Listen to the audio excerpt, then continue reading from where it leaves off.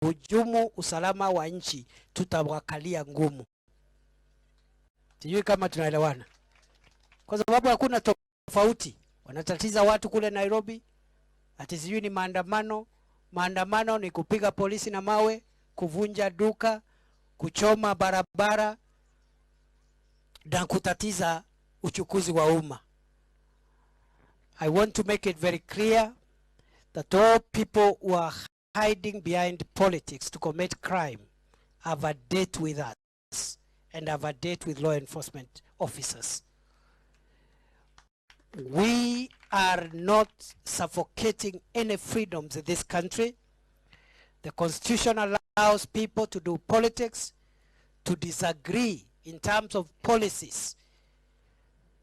There is nothing wrong with the opposition disagreeing with government on policies.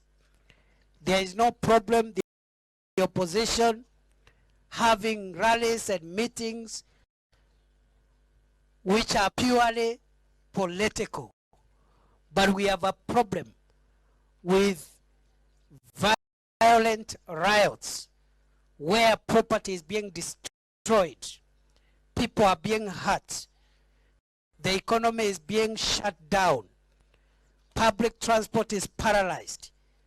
We will not allow people to hide under the guise of political rights and the freedoms of our Constitution to cause mayhem and bloodshed in our country. 2 Wednesdays ago, we tried to test whether there could be a peaceful demonstration. And for about 2 or 3 hours, we thought those who were demonstrating would be peaceful. But by the time we realized a lot of damage, a lot of bloodshed, a lot of destruction had been committed. By the time we are milima ambayo tulitangaza kama sehemu zilizo hatari, sehemu ambazo zimevurugika, hiyo ilani ya serikali bado hipo.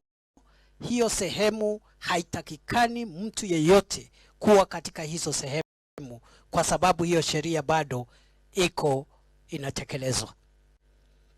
Na mtu yeyote akidhubutu kuingia pale, tutakabiliana naye, na ule mtu ambaye atapatikana katika zile sehemu ambazo tuliweka katika gazeti ya serikali, tutamchukulia kama jambazi sugu, mwizi wa mifugo, na tutakabiliana naye, tutamuondoa pale kwa njia ya lazima. Let me say this for the avoidance of doubt.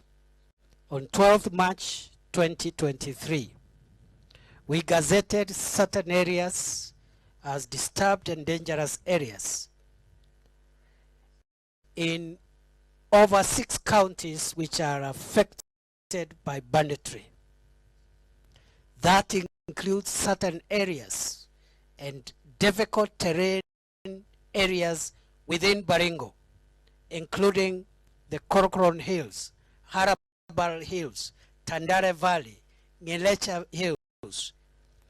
Those areas still are gazetted as disturbed and dangerous.